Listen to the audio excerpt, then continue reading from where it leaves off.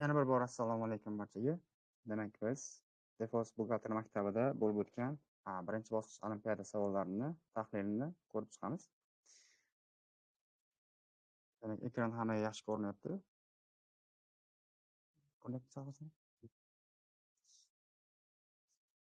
Demak, savollarni barcha ko'rib chiqqan deb umid qilamiz. Ya'ni agar ko'rib chiqqan bo'lsak, bizda savol haqida tushuncha bor va biz savollarni ishlanishini tushunishimiz osonroq bo'ladi. Demak, bizda umumiy hisobda 15 ta savol mavjud edi. 15 ta savol. Hop, olimpiada bo'lgan paytimizda birinchi savollarni qaysi bir oson bo'lsa, shundan ishlab boshlashimiz kerak edi. Hop, biz ham mana shunga amal qilgan holatda, demak, ishlashni ko'rib chiqamiz. Hop, birinchi masalani o'zidan boshlaymiz. Birinchi masalada asl MCJ haqida quyidagi ma'lumotlar mavjud. Demak, bir qancha ma'lumotlar berilgan. Va oxirida savol so'ralgan. Demak, berilgan ma'lumotlar va savol. Savolda yuqorida aytilgandek, ta'sischilar ulushini pul, tovar va inventar ko'rinishi shakllantirgan bo'lsa va bu holat 30-iyun 2025 gacha sodir bo'lgan bo'lsa, unda ta'sischi ulushi qaysi shotda kamayadi degan savol beradi.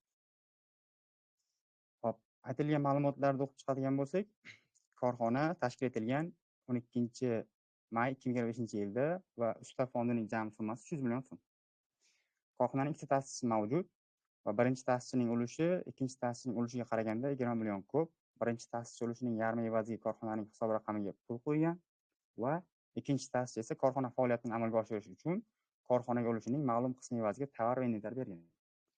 Umumiy operatsiyalar ko'rayotgan bo'lsak, demak, usta fondi e'lon qilingan paytda bizda usta fondimiz 83.30 o'sishini kuzatishimiz mumkin. Endi savol beramiz, qachon usta fondi o'zi o'zgarishi mumkin? Demak, usta fondi korxona tashkil etilgan paytda, e'lon qilingan paytda oshadi va usta fondi kamayishi mumkin 1 yil muddat ichida usta fondi to'liq shakllantirilmasa va usta fondi yana o'zgarishi mumkin ixtiyoriy ravishda yoki majburiy holatda kamaytirilishi yoki oshirilishi mumkin. Hop, bizning holatimizda usta fondi kamaytirilishi, majburiy kamaytirilishi uchun 1 yil muddat o'tmagan. 12-may 2025-yil tashkil etilgan 30-iyun holatiga ma'lumot beryapti. Demak, bizda majburiy kamayish holati yo'q. Va ta'sischi ulushini olib chiqib ketganligi, ulushini oshirish holati kuzatilgani haqida ham ma'lumot yo'q. Bundan kelib chiqdiki, bizda usta fondi demak o'zgarishi kerak emas. Savolda esa ma'lumot so'rayapti, ta'sischining ulushi qaysi shotda kamayadi deb so'rayapti. Ta'sischining ulushi 83.30 da edi, lekin 83.30 da kamaymaydi. Bu mantiqiy savol edi, siz chalg'it tushunib berilgan. Hop, demak, bizda to'g'ri javob yo'q degan javob bo'ladi, mantiqan fikrlaganimizda. Biz hozir tushuntirgan birinchi holat bu sodda tarzda fikrlagan holatda ishlanish holati. Hop, endi o'zi berilgan ma'lumotlar bo'yicha ko'rib chiqadigan bo'lsak ham, usta fondi e'lon qilinganda 46.10 ga 83.30 degan provodga berishimiz kerak bo'ladi. Va bu holatda usta fondi 83.30 oshyapti. Ta'sischining qancha ulushi borligi berilgan ma'lumotda bu hech qanaqa provodga ta'sir qilmaydi. Demak, usta fonda o'zgarish bo'lmaydi. Ulushda pul ko'rinishi shakllantirganda esa 51 o'nga 46 o'ng ko'rinishda provodga beriladi va bu holatda ham ulushda o'zgarish yo'q. Va ikkinchi ta'sischi tovar va inventar berganda korxonaga, korxonada tovar va inventar ko'payadi va yana ta'sischining ulush bo'yicha qarzi kamayadi. Va bu holatlarda ham ta'sischining ulushida o'zgarish bo'layotgani yo'q. Hop, savol chalg'ituvchi edi, sizni fikrlashga undaydigan. Ko'pchilik mana shu savolda adashgan bo'lishi mumkin. Hop, birinchi savol hammaga tushunarli bo'ldimi? Buni tekshirishimiz kerak.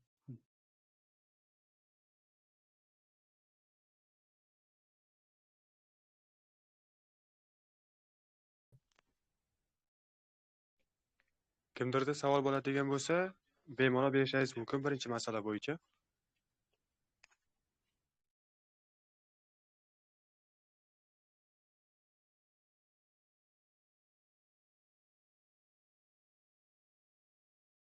Hop, demak, savol kelmaganligi uchun davom etamiz.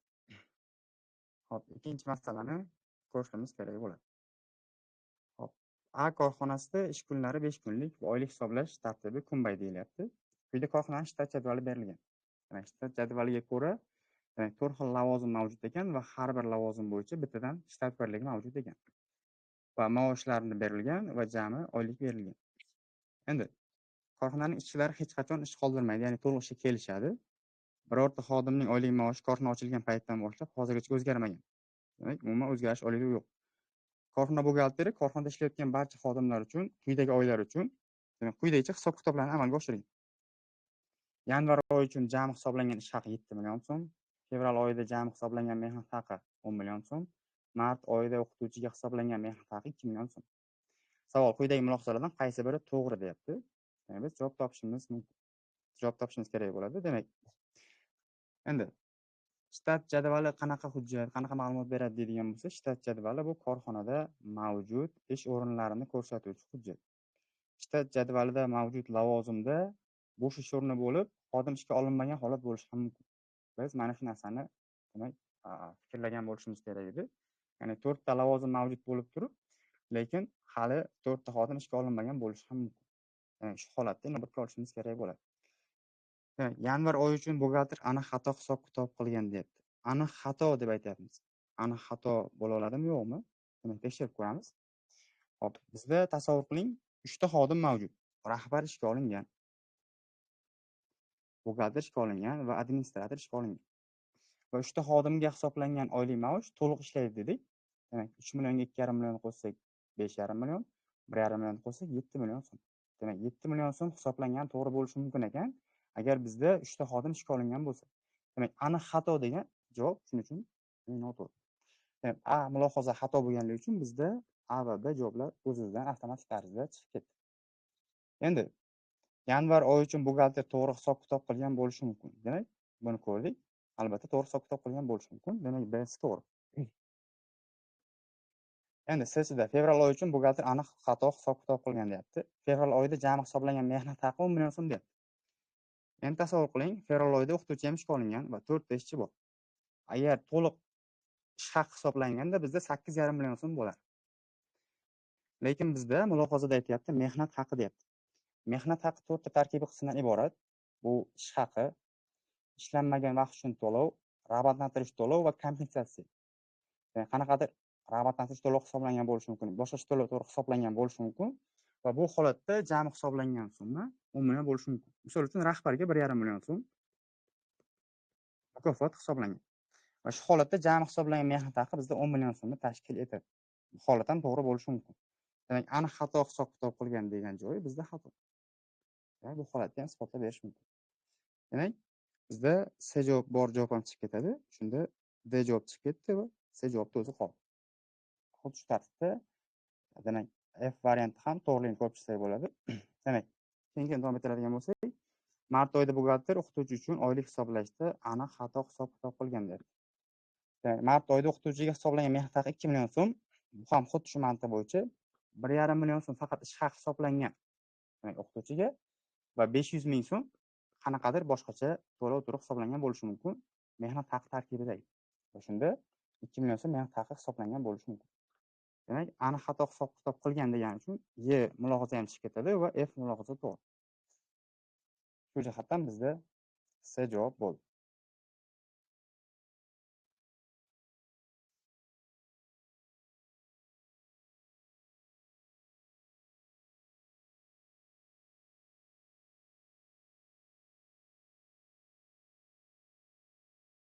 Hop, savollaringiz bo'lsa, mikrofonni ochib bersak bo'ladi. Hop, agar savollar bo'lmasa, biz davom etamiz. Ikkinchi savol hammaga tushunarli bo'ldimi?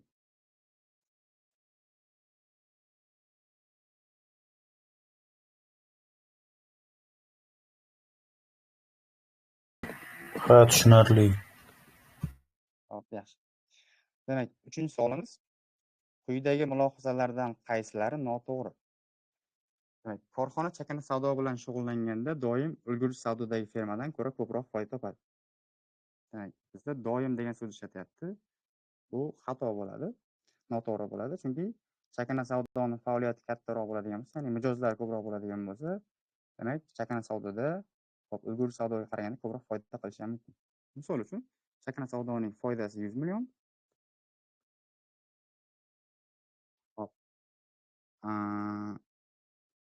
Ulgurji Savdoniki 200 million.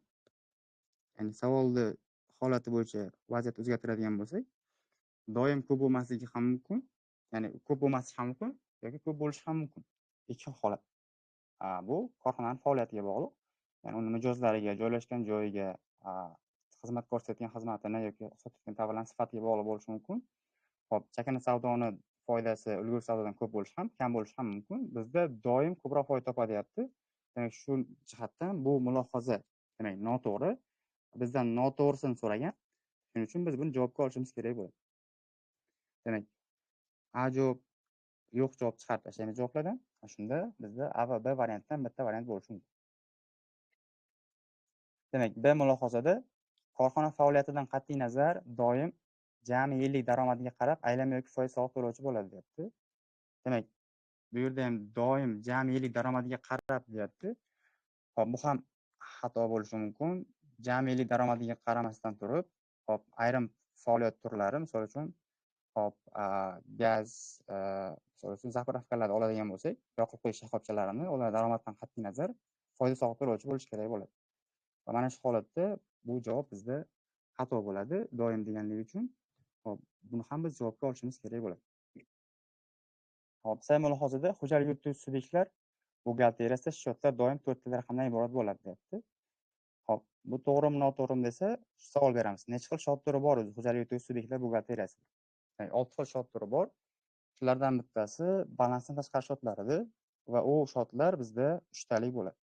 Demak, doim 4 ta raqamdan iborat bo'ladigani uchun bu mulohaza ham noto'g'ri va javobga olishimiz kerak bo'ladi. Hop, endi C javob, yo'q javob bizda B javob demak chiqib ketadi va A javob sifatida olinishi kerak bo'ladi. Va D mulohazani ko'radigan bo'lsak, bir korxona barcha xodimlari uchun doim bir xil stavkada ijtimoiy soliq hisoblaydi. Hop, bu holat noto'g'ri. Qanday holatda noto'g'ri bo'ladi deydigan bo'lsak, ijtimoiy soliq bo'yicha ayrim turdagi xodimlar uchun imtiyoz bo'lib qolishi mumkin. Misol uchun 30 yoshga to'lmagan xodimlar ishlatgani uchun ma'lum bir shartlar bajaradigan bo'lsa, ijtimoiy soliq 1% stavkaga tushiriladi. Mana shu holatda demak, bu javob ham noto'g'ri bo'lib qoladi. Demak, noto'g'ri javob so'ralayotgani uchun buni ham javobga olamiz. Y'sida esa xizmat ko'rsatuvchi firma ishlab chiqarish firmasiga qaraganda ko'proq foyda ko'rishi mumkin. Albatta, shunaqa bo'lishi mumkin. Misol uchun, Bellissimo Pizzani hamma eshitgan, xizmat ko'rsatuvchi firma. Demak, misol uchun 100 million so'm daromad ko'rdi, foyda ko'rdi. Hop, ishlab chiqarish firmasi oddiy sovun ishlab chiqaradigan kichkinagina demak firma 10 million so'm foyda ko'rdi. Mana shu holatda bu to'g'ri bo'lishi mumkin. Shuning uchun bu javobga kirmaydi bizda. Mana shu nuqtai nazardan javobimiz A javob bo'ldi. Hop, 3-savol tushunarlimi hammaga?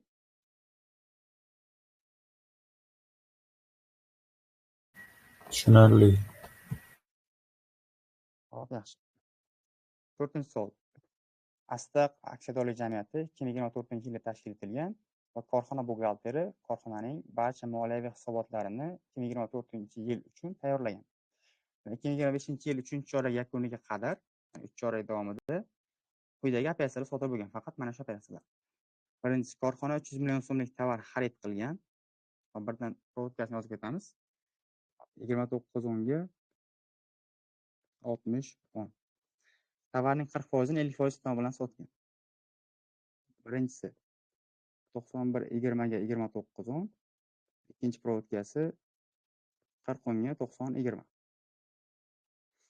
Hop, tovar pulining yarmini xaridordan qabul qilib olgan. Demak, 51/10 40/10. Hop, desida 3 millionta nominal qiymati 2000 so'mdan bo'lgan oddiy aksiya chiqargan va aksiyalarning barchasi 2,5 ming so'mdan sotilgan va barcha aksiyalarning puli aksiyadordan qabul qilib olingan. Demak, oddiy aksiya deyapti. Bizda ustav fondida, aksiyadorlar jamiyatida 83/10 va 83/20 degan shot bor. 83/10 bu oddiy aksiya. Hop, 83/20 imtiyozli aksiya.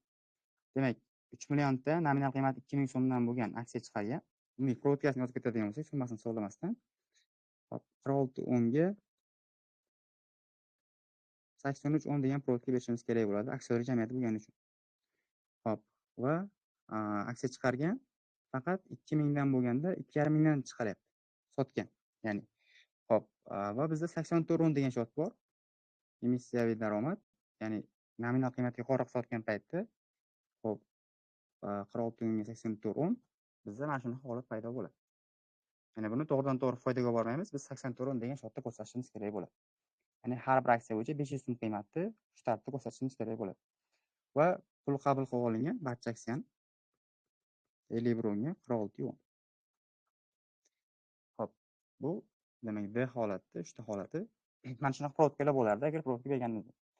Endi savol yuqoridagi 4 ta operatsiyalardan nechtasi 2025-yil 3-choragi uchun tayyorlangan moliyaviy natijalar to'g'risidagi hisobot Form 2 ga ta'sir qiladi.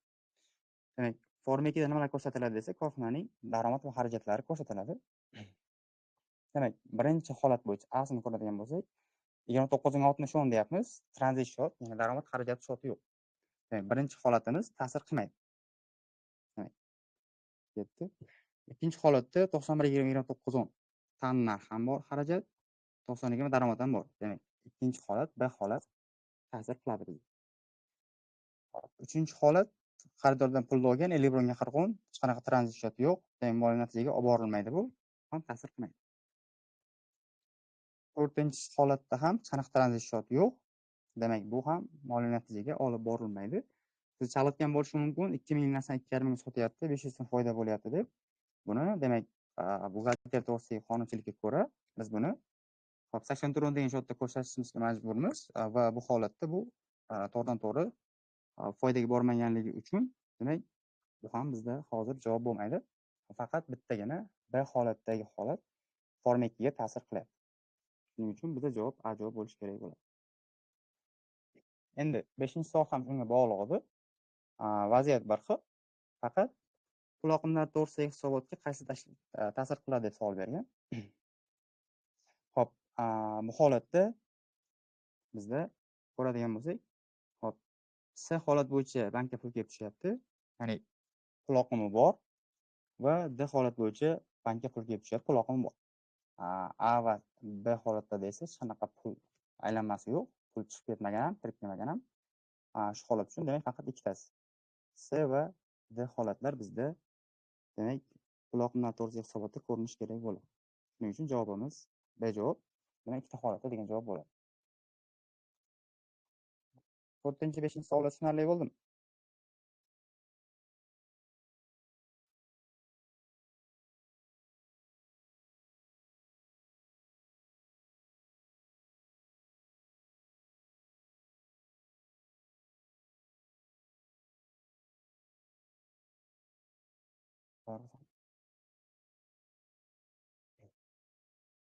Demak, davom etamiz.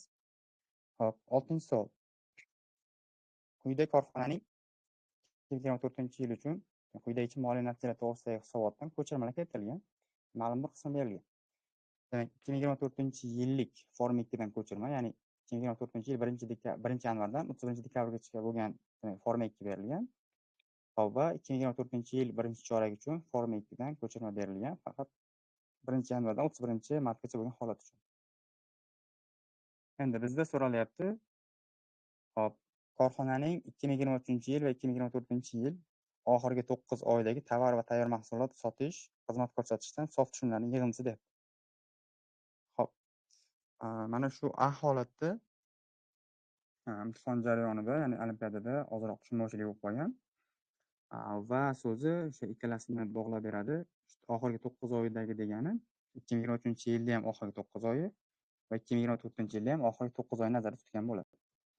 Hop, imtihonda so'rashgan payt adashgan bo'lishlari mumkin.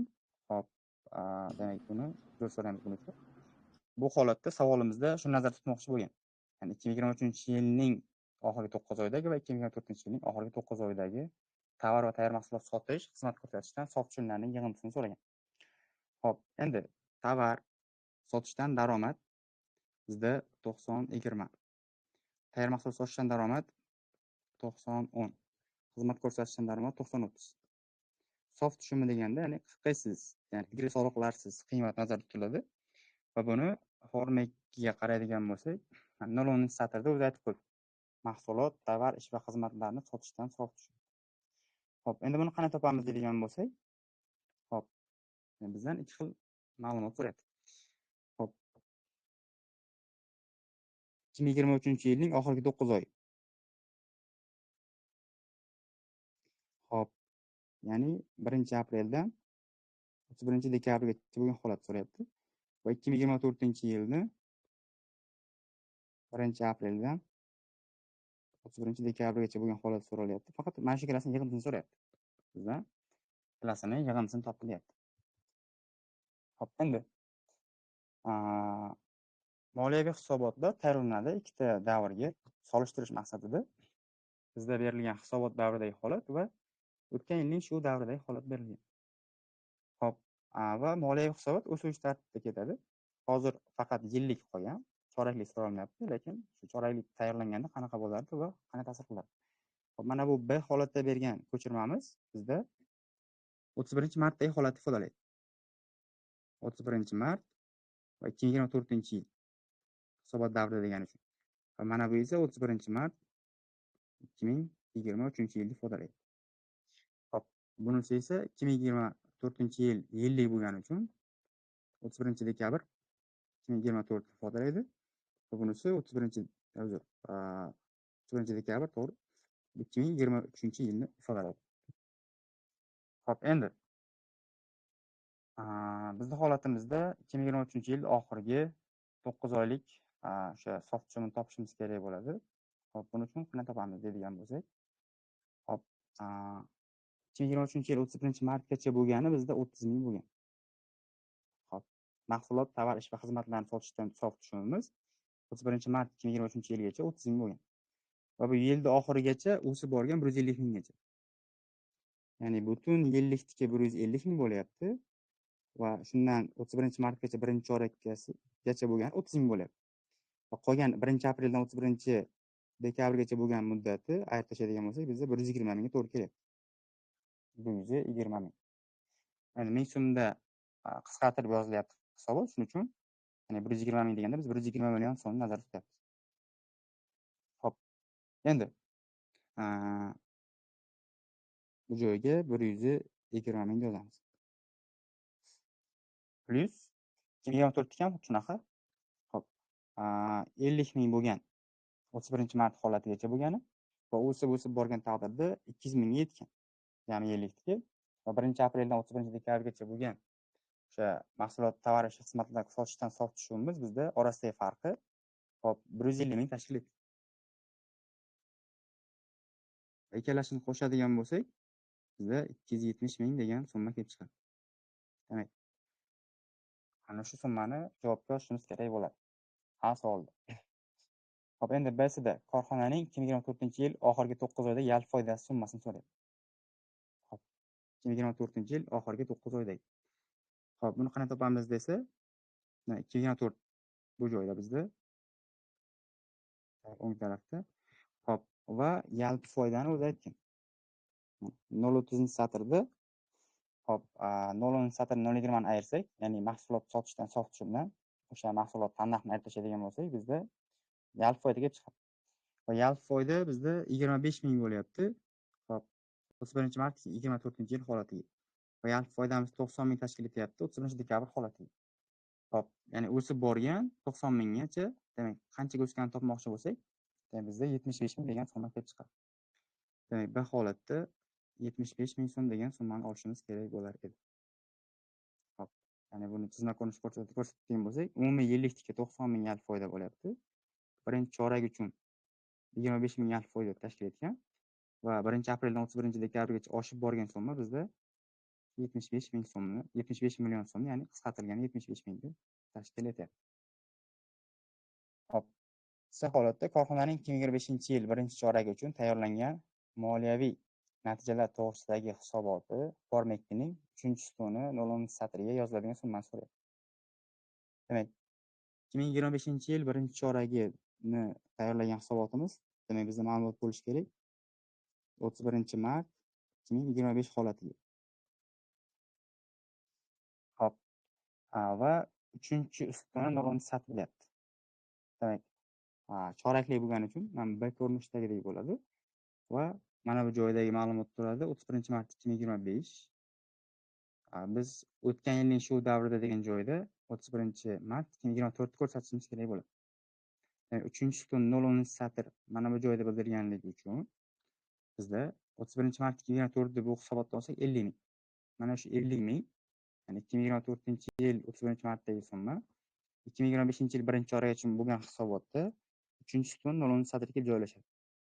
Ya'ni mana shu joyda 50 ming summa turishi kerak bo'ladi. Hop, shuning uchun bizda javob 50 ming so'm bo'ladi. Ya'ni 50 ming ko'rsatiladi hisobotda, ya'ni 50 million summasi.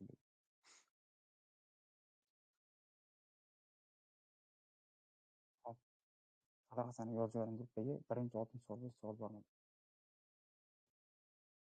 Demak, biz birinchi 6 savollarda hop, tahlilni yakunladik. Savol bor yo'qligini tekshirish uchun hop, kanalga yozamiz hozir. Savollar bo'lmaydigan bo'lsa davom etamiz.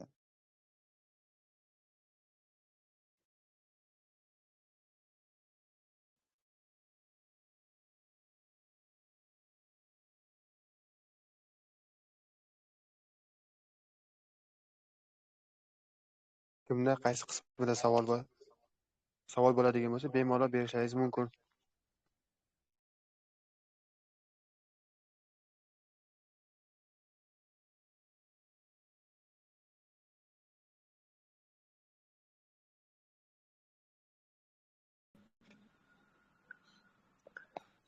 Menda savol bor edi-da. Men bu Hop. yalpi bo'yicha masal tushunmay qoldim. Shuni bitta yaxshilab tushuntirib bera olasizmi? Hop. Bundan oldin So'rang. qarang, bir javobda 75 ming so'm dedingiz-ku. 75 ming, ha. O'sha 65 ming bo'lmaydimi? Yil oxirida 90 ming To'g'ri. bo'lyapti. To'g'ri. Hisob-kitob haqida ketdi, 65 ming bo'ldi. Ha, tushunarli bo'ldi, xo'p. 65 ming.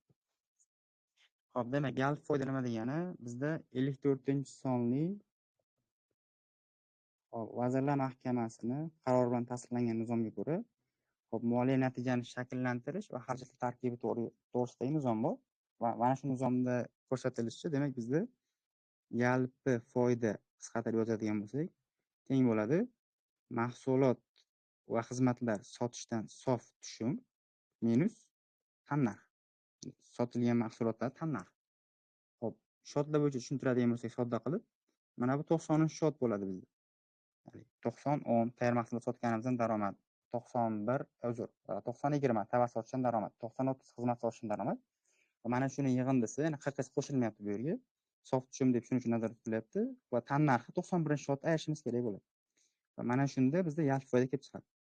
Ya'ni qanaqadir summa. Hop, va buni hozir bizga o'zi berib qo'yapti. Hisobotni o'qish tushunsak bo'ldi. 0-10 satrda sof tushum summasini beryapti. Demak, buni daromad deb ko'rsatyapti. Hop, daromad degan ustuni tagiga yozyapti. Ya'ni hop, 90 daromad bo'lgani uchun daromad degan joyi tagiga yozilyapti. Va bizda xarajatlar degan ustun bor.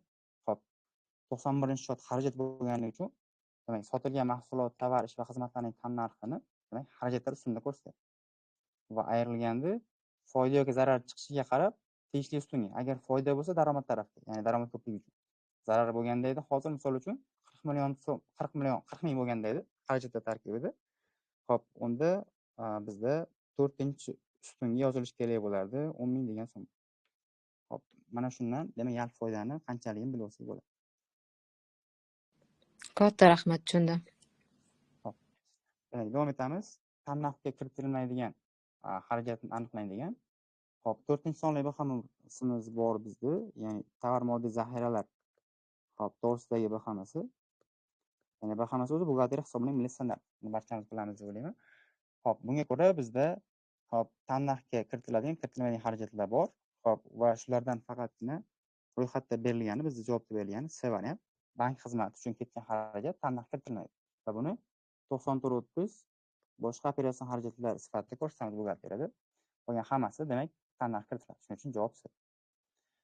Hop, 8-savolda aylama soliq to'lovchi korxona demak 12-oktyabr 2025-yilda tovar sotib olgan. Demak 12.460.000 so'mga va haqiqiy bo'lgan donasi 8 dona.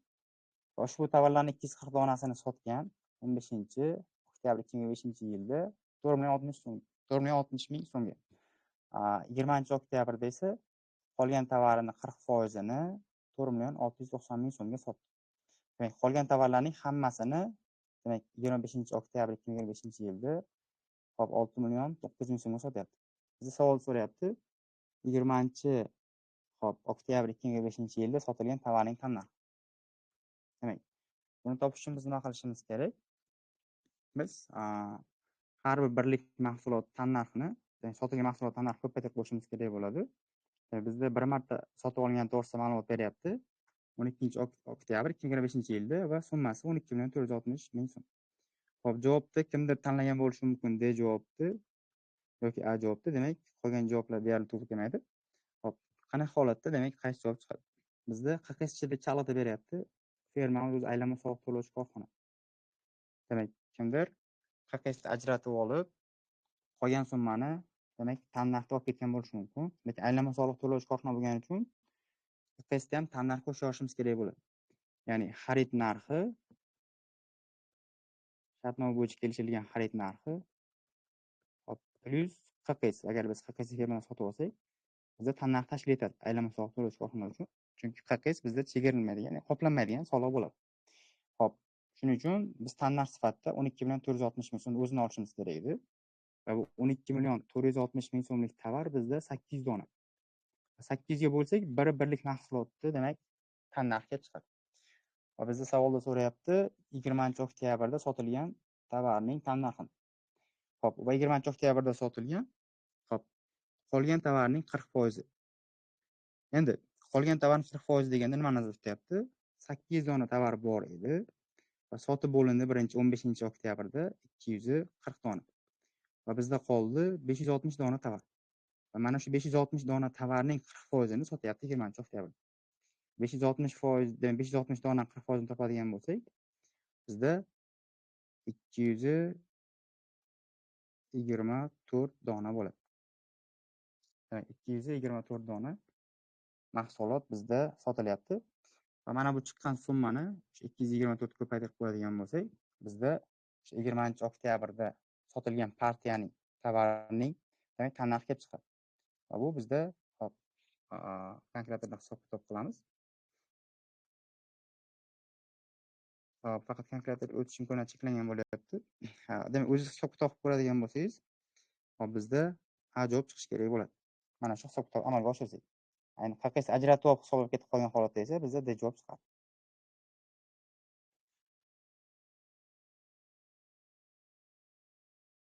Hop, 9-savol. Banklar har oyning oxirida korxonaga ko'rsatgan xizmatlari uchun hisobvaraq faktura taqdim etsa, provodkasi qanday bo'ladi? Endi bu joyda bank komissiyasini nazarda tutmoqchi bo'lgan.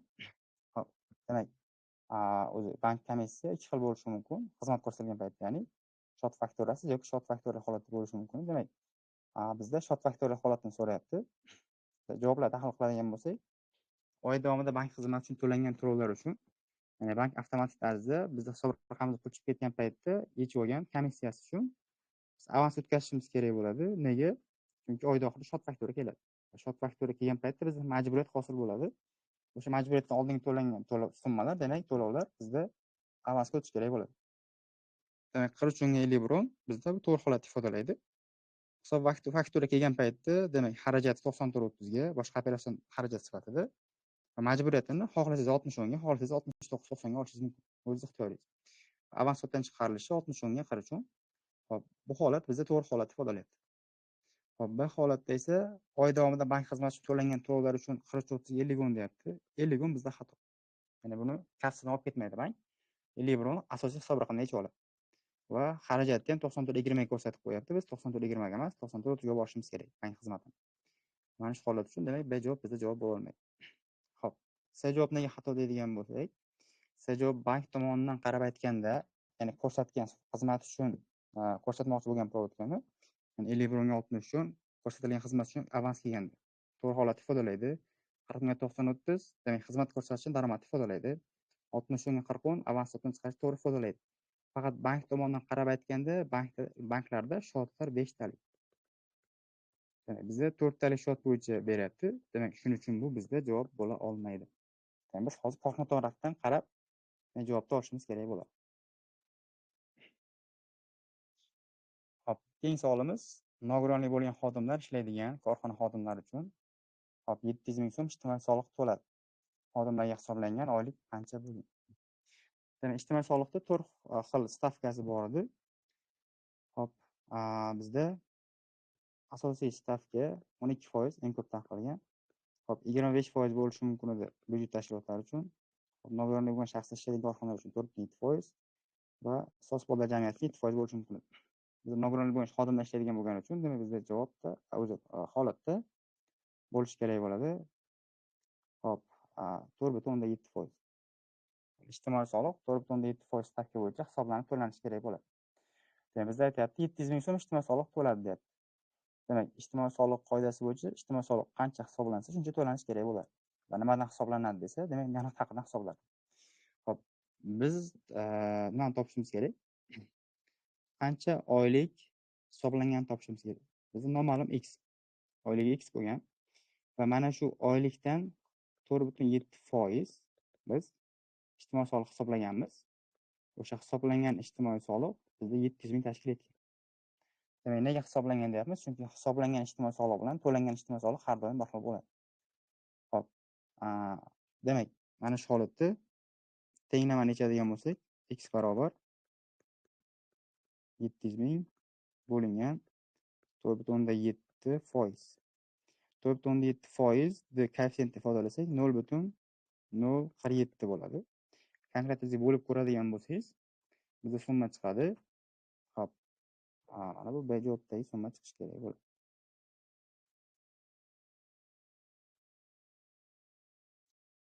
Hop, 11-savol.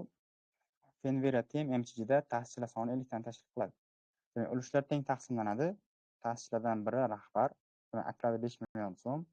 Agar rahbar to'liq ishlab qo'liga oladigan oyligi ustav fondidagi o'z ulushining yarmiga teng bo'lsa, demak, Fenvera Tem MChning ustav fondi qanchaga teng? Demak, ta'sischilar soni bizda 50 ta va har birining ulushi teng.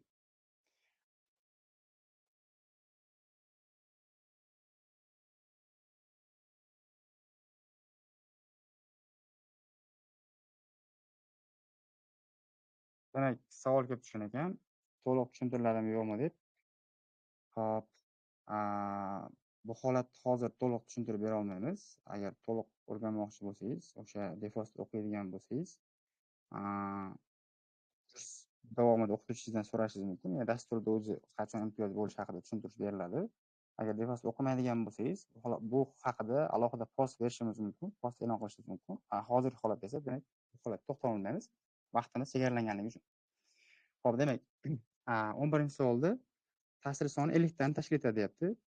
Hop, va ta'sischilardan biri bizda rahbar va okladi 5 million so'm. Hop, to'liq ishlaganda qancha oylik hisoblanardi?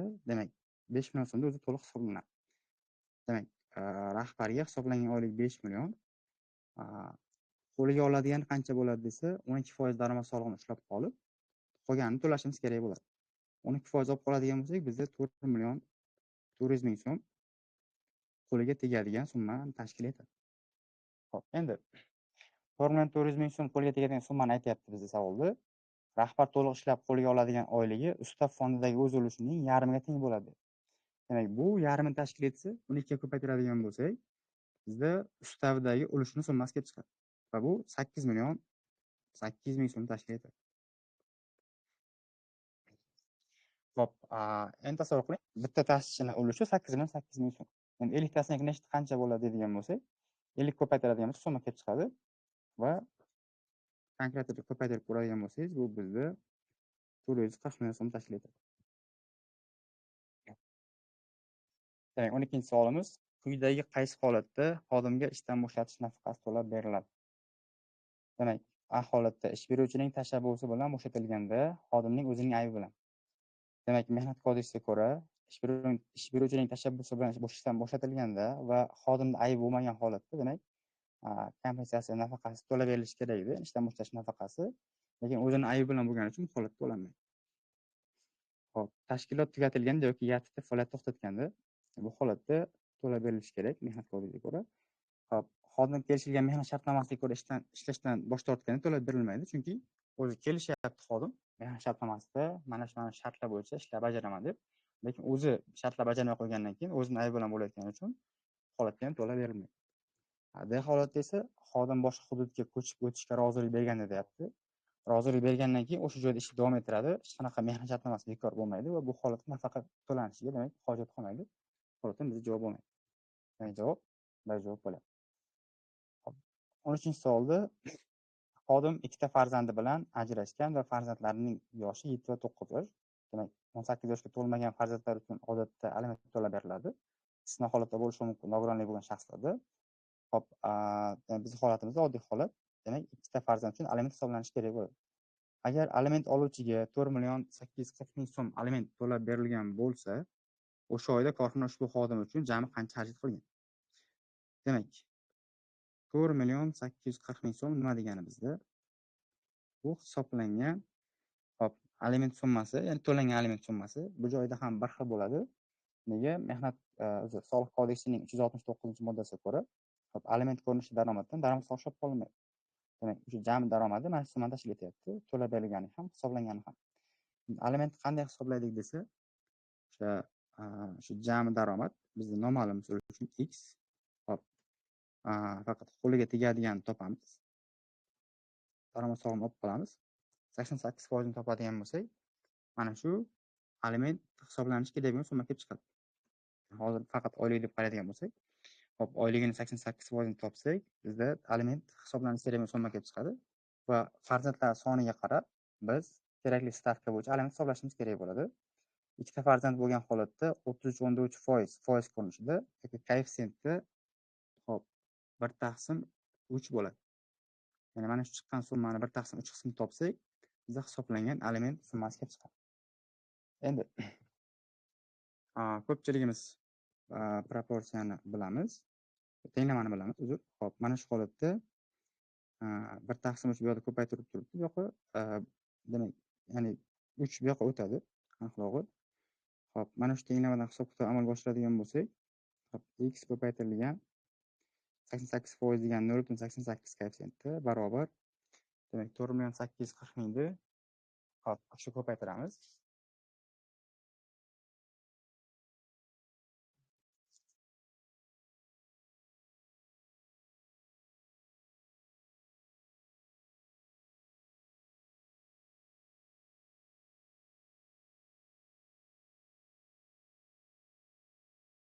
Demak, 14 million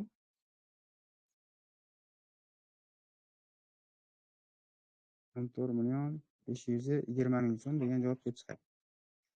Hop, x topadigan bo'lsak, buni bo'lishimiz kerak bo'ladi. Ya'ni mana shu 14.520 ga 4.88 ga 16.500.000 so'm degan summa kelib chiqadi. Hop, javobda bor bizda 14.520 degan summa ham bor, 16.500.000 degan summa ham bor. Ikkalasining javob bo'lmaydi. Mana bu qo'liga tegadigan oylik edi bu. Hop, bizdan jami xarajat so'rayapti. To'g'ri kelmaydi. Hop, bu hisoblangan oylik. Jami xarajat tashkil etmaydi. Nega desa, korxona uchun bitta xodim uchun jami qilingan xarajat, demak, hisoblangan oylik maosh plus ijtimoiy soliq tashkil etadi. Demak, bizda 16.500.000 hisoblangan oylik maosh plus ijtimoiy soliq 12% deb qabul qiladigan bo'lsak, odatiy holatda, demak, 16.500.000 ni 12%. Hop, 1.980.000 bo'ladi. Hop, ikkalasini qo'shadigan bo'lsak, korxona qilgan jami xarajati bizda 18.480.000 so'mni tashkil etadi. Demak, 14-savolda korxona 36 million so'mga uskuna xarid qildi va o'sha kunning o'zida uskuna foydalanishga topshirdi. Korxona uskuna uchun ishlab chiqarish usuli bo'yicha amortizatsiya hisoblaydi. Agar ushbu uskuna jami 360 million dona ruchka ishlab chiqarish kutilayotgan bo'lsa va hozirgacha 7.2 million dona ruchka ishlab chiqargan bo'lsa, unda hozirgacha hisoblangan jamg'arilgan amortizatsiya summasi qanchalik so'raladi? Demak, asosiy vositalarga eskirish hisoblashda O'zbekiston standartlari bo'yicha, ya'ni BXMSga ko'ra 4 xil usuli bor. Shundan bizda ishlab chiqarish usuli bo'yicha hisoblanadigan summani so'rayapti. Ishlab chiqarish usulida nimalar so'raladi? Demak, bizda asosiy vositaning shu boshlang'ich qiymatini hop jami xizmat qilish kutilayotgan hop demak xizmat qilish davomida ishlab chiqarish kutilayotgan mahsulotlar soniga bo'lishimiz kerak bo'ladi. Ya'ni 36 million so'm 36 million so'm. Hop, buni bo'lamiz 360 millionga. 360 million donaga, ya'ni hop bunda hop 0.1 so'm kelib chiqadi. Ya'ni buni 0.1 so'm demasdan 10 tiyin desak ham bo'ladi. Hop, ya'ni har bir dona uchun 0.1 so'mga eskiradi bizda asosiy vositamiz, uskunamiz. Endi 7.2 million dona urush ishlab chiqarish uchun qancha eskirganini so'rayapti bizda. Mana shu 0.1 so'mni ko'paytirib qo'yamiz. 7.2 millionga. Va bu bizda 720 ming so'mni beradi. Mana 720 ming so'm bizda hop, jamg'arilgan amalsiz summasi tashkil etadi. Mana shu javob bizda A javobi bo'ladi. Demak, 15-chi hop savol. 1-oktyabr 2025-sanada Coca-Cola 1 litrlik sotib olindi 9800 so'mdan 168 dona. 1-oktyabrda esa xuddi o'sha tovarni o'zidan 8700 so'mdan 140 dona sotib olindi. Hop, 16-oktyabr 2025-sanada esa 213 donasi sotilyapti. Hop, sotilgan tovarning tannarxi hisoblansin deyapti. Usul Aviko usuli bo'yicha. Aviko usuli demak, inglizchada average weight cost degani, ya'ni o'rtacha tortilgan qiymat, ya'ni o'rtacha qiymat degani. Bu bo'yicha bizda tannarxni aniqlash so'rayapti. Hop, buni qanday topamiz? Hop, 9800 so'mdan 168 dona summa kelib chiqadi, jami summa. Birinchi partiyaga kirib kelgan tovar jami summasi plus 8700 so'mdan 143 dona. Demak, mana shu jami summa. Hop, buni bo'lamiz. Hop, 213 ga.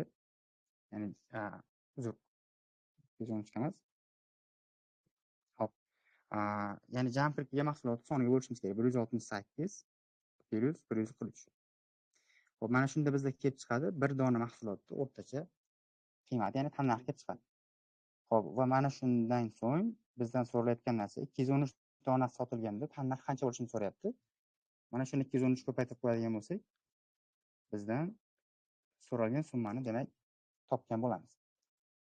Hop, hisob-kitobni amalga oshiradigan bo'lsangiz, o'zingiz kalkulyatoringizda, bunda ham bizda A javob kelib chiqadi. Demak, mana shu bizning olimpiadamizning savollaridan ishlanchi edi. Hop, aksariyat savollar fikrlashga qaratilgan. Hop, demak, faqatgina buxgalteriyani o'zini bilib qolmasdan, demak, fikrlashga yo'naltirilgan savollar edi. Hop, kimda qanaqa savollar bor? Qaysi savol bo'yicha? Endi ovoz ochgan holatda so'rashingiz mumkin bemalol, agar tushuntirish jarayonida qanaqadir tushunmovchilik yuzaga kelgan bo'lsa.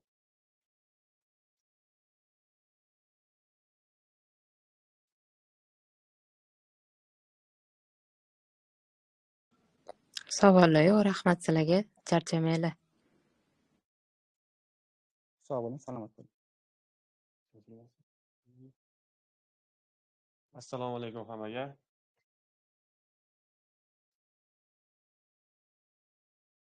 Ovozim eshitilyaptimi hammaga? Yaxshi. Eshitilyapti yaxshi. Yaxshi. Eshitilyapti. Assalomu alaykum. Dars qanday bo'ldi? Tushunmovchiliklar joylari, kamchilik joylari bo'lmadimi biz tomonimizdan? Bizdagi kamchiliklar bo'ldi, o'shalarni to'g'irlab oldik. Rahmat. Yaxshi. Hop. Hop, dars yoqqan bo'lsa yaxshi. Endi sizlarga bir kichik yangiligimiz bor. Hozirgi kunda hozir seminarda yaxshi ishtirok etib, aktiv bo'lib berganlaringizga avvalambor hammalaringizga rahmat. Sizlarga aytmoqchi bo'lgan yangiligimiz shuki, biz bundan buyog'iga har hafta payshanba kuni xuddi shunaqangi seminar dars qo'ymoqchimiz va albatta u seminar darsimiz bepul va hamma uchun ochiq bo'ladi. Hech kimga misol uchun biz taqiq qo'ymaymiz, siz ishtirok etmang, siz biz o'quvchimizsiz degan ma'noda. Respublika, dunyo miqyosida har qanday buxgalter bemalol ishtirok etishi mumkin. Va u seminar darsimiz nimadan tashkil topadi? biz qaysidir bir mavzu tanlab olamiz va o'sha mavzu bo'yicha sizlarga tushuntirish berib boramiz. Misol uchun, avvalambor o'zini nazariy qonun qoidasi bo'yicha, keyin soliq nuqtai nazaridan, keyin esa albatta amaliy jihatdan uni hisoboti qanday topshiriladi va hisobotda qanday ko'rsatilishi bo'yicha. Misol uchun aytadigan bo'lsak, ko'pchilikda paydo bo'ladi va o'zimizda guruhimiz bor-ku, katta guruh. Katta guruhga e'tibor bersanglar, ko'pchilik tomonidan moliyaviy yordam bo'yicha savollar tashlanadi. Moliyaviy yordamni mana bu qismi bo'yicha nima ish qilsak bo'ladi, bu qismiga misol uchun soliq bormi, soliq yo'qmi degan ma'noda. Va biz mana shunaqangi savollar takrorlangani hisobiga o'quvchilarimizga, yana esataman, faqat o'quvchilarga emas, hattoki qolgan hammalarga ham onlayn bepul seminar darsini tashkil qilmoqchimiz. Shuning uchun agar bir qiziqish bildirsangizlar, biz sizlarga so'rovnoma tashlab beramiz kun oxirida. Bugun kun oxirida, xudo xohlasa, yarim soat, bir soatda tayyor bo'ladi.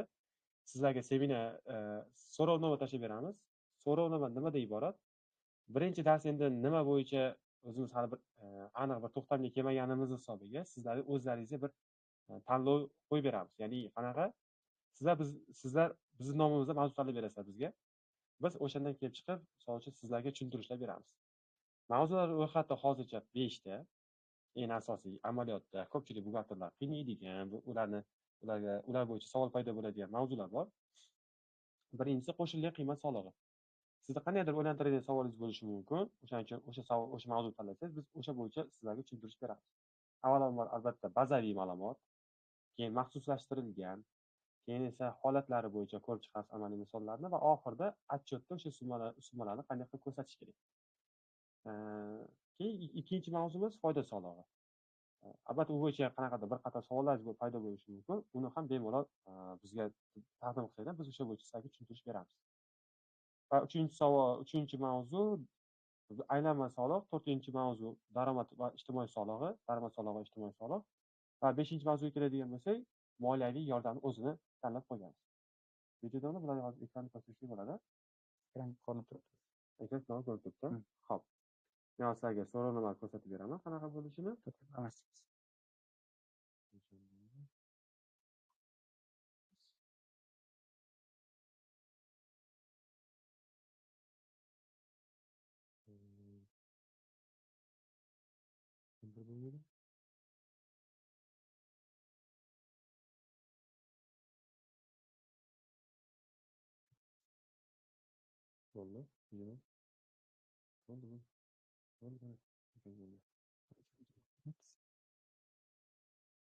Bo'ldi.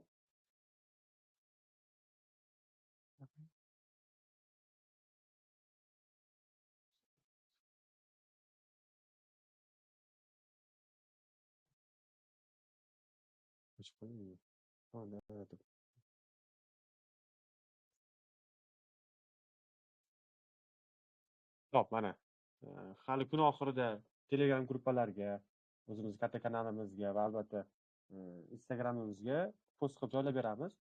Sizlardan so'ralayotgan narsa mana shu oprosda ishtirok etib, aktivlikni bildirib, biz mana shu so'rovnomani to'ldirib bersangiz, biz keyingi hafta xudo xolasa mana shu mavzu bo'yicha, ya'ni ko'p o'zi tanlov yiqqan savol bo'yicha, mavzu bo'yicha seminar dars qo'yib beramiz. Bu yoqda to'ldirishingiz kerak bo'lgan narsalar juda oddiy. O'zingizni tanishtirasiz, familiya, ismingiz, sharifingiz. Keyin kim bo'lib ishlaysiz? Misol uchun bosh buxgaltermi yoki buxgaltermi, yordamchi buxgaltermi yoki boshqa soha. Tanlaysiz va albatta oxirida mana boyiga keltirgan 5 ta mavzu. Qaysi biri sizga ma'qul kelayotgan bo'lsa, qaysi biri bo'yicha ko'proq savolingiz bo'lsa, o'shani tanlab turib, albatta oprosga yuborasiz. Va biz albatta bu narsani keyingi hafta dushanba kungacha ko'rib chiqamiz. Ya'ni dushanba oladigan bo'lsak, 1-dekabr 23:59 gacha yig'amiz oprosni. Qaysi mavzu ko'proq tanlab olinadigan bo'lsa, o'sha mavzu bo'yicha xudo xolasa keyingi hafta 4-dekabrga borib taqalyapti. 4-dekabr payshanba kuni soat 9:10 da onlayn seminar dars qo'yib beramiz. Bu yuqorida aytganimdek bepul, hamma ishtirok etishi mumkin. Hech kimga hech qanday taqiq, hech qanday to'siq yo'q. Faqat o'shaning uchun avvalambor biz 1-dekabr yakunlanguncha mavzu tanlab olsak, keyin 2-dekabr kuni o'sha tanlangan mavzu bo'yicha yana bitta opros tashlaymiz va o'shanga siz bemalol o'zingizning savollaringizni berib qo'yishingiz mumkin. Biz qanday savollar berilganiga qarab, misol uchun o'sha bo'yicha ko'proq tushuntiramiz. Misol uchun TQS mavzusi tanlansa, ko'pchilik savol bo'lishi mumkin import jarayoni bo'yicha. O'shanda biz o'zimiz o'sha payshanba kuni bo'ladigan seminar darsimizda ko'proq import jarayoni bo'yicha tushuntirish berib yuboramiz. yoki kimdirda TQS mavzusida eksport jarayoni qiziqtirishi mumkin. Sababi eksportchilar shunaqa biladi, hisobot to'ldirayotganda valyuta tushumini ko'rsatib berish kerak. O'sha valyuta tushumi bo'yicha ko'rsatish bo'yicha savollaringiz bo'lsa, tushunmovchiliklar bo'lsa, o'shanga savollar berib qo'yasizlar. Biz o'shanga qarab turib onlayn seminar darsimizda payshanba kuni o'tkaziladigan o'sha bo'yicha ko'proq fokus qaratamiz. Shuning uchun shunaqangi bir seminar dars qilmoqchimiz. Sizlarga xudo xohlasa aproslar tashlab beramiz. Ma'qul kelgan bo'lsa, agar biron bir takliflaringiz, biron bir takliflar bo'ladigan bo'lsa, bemalol berishlaringiz mumkin. Kimda qanaqa taklif bor? Bemalol aytishingiz mumkin.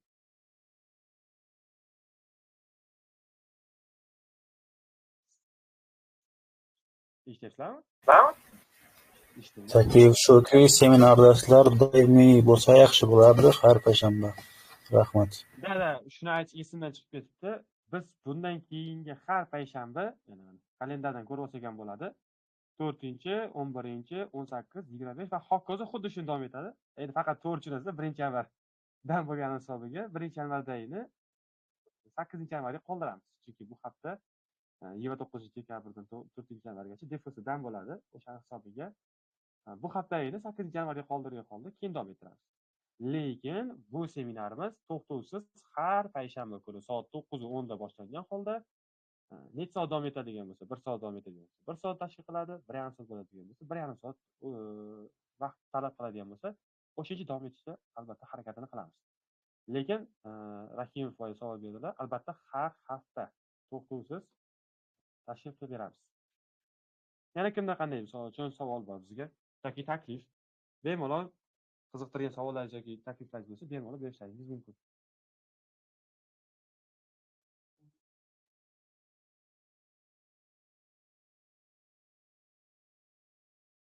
Xo'p, o'qituvchilar bo'yicha mabodo qiziqish bildirayotgan bo'lsangiz, qiziqayotgan bo'lsangiz, eng asosiy spikerlar bu Kamila Sardor Hasanov bo'ladi va ikkinchi spiker Shuhrat Sharipov.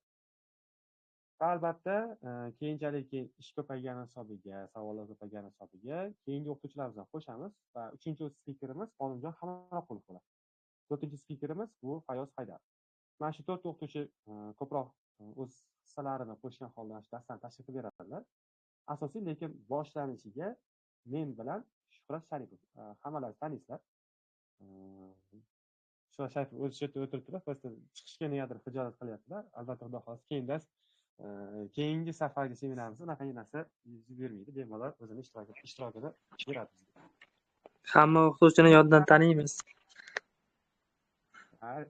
Baraka toping, Sardorbek. Kimda qanaqa savollaringiz bor yoki takliflaringiz bor, bemalol berishlaringiz mumkin. Misol uchun mana unaqa qilinglar yoki unaqa qilinglar degan ma'noda.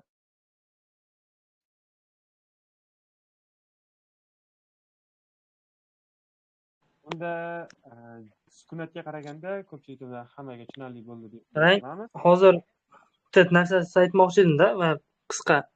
Misol uchun o'sha 5 ta mavzu berilyapti, bitta mavzu tanlandi, to'g'rimi? Da. O'sha bitta tanlangan mavzu bo'yicha misol uchun qisqagina 10 ta yo 15 talik bo'lsa ham test shakllantirib keyin darsni boshlasak qanday bo'ladi? Misol uchun o'sha guruhdagilar ham haqiqatda o'sha mavzuga o'zi qay darajada bilimga egaligini bilgan holatda darsga qanchalik muhimligini his qilgan holatda boshlaydi darsni ham. Men fikr edi, misol uchun. Birinchi taklif, hozir 1 minut. Demak, har seminardan oldin test tashkil qilish. Bu yerda savolni kim nechta qanday topishida emas, o'sha darsni boshlanishidan oldin o'sha darsga qo'shilgan o'quvchi testni ishlashga qiziqish bildirib, uning natijasida o'sha mavzuga bo'lgan qiziqishi, mas'uliyatini sal bo'lsa ham his qilishga yordam beradi deb o'ylayman. Bo'ldi, Sardorbek, gapingizni tushundik. Xudo xolisa, albatta taklifingizni inobatga olamiz. Faqat shu dushanba kungacha 23:59 gacha avvalo apros yig'ib olaylik, qaysi mavzu bo'yicha bo'lishini. keyin esa savollar bo'yicha oprosni tashlaymiz va siz aytganingizdek, xudo xohlasa, payshanba kuni ertalab testlar tashlab qo'ysak, payshanba kun davomida hamma testlar yetsa, keyin albatta kechga borib o'sha testlar bo'yicha javoblardan kelib chiqqan holda darsimizni tashkil qilaveramiz. Xo'p, rahmat kattakon sizlarga ham. Charchamaysiz, yaxshi tomoningizdan. Sizga ham rahmat. Kimda yana qanaqa misol uchun o'ylantirayotgan savol yoki qandaydir kimdadir taklif bor?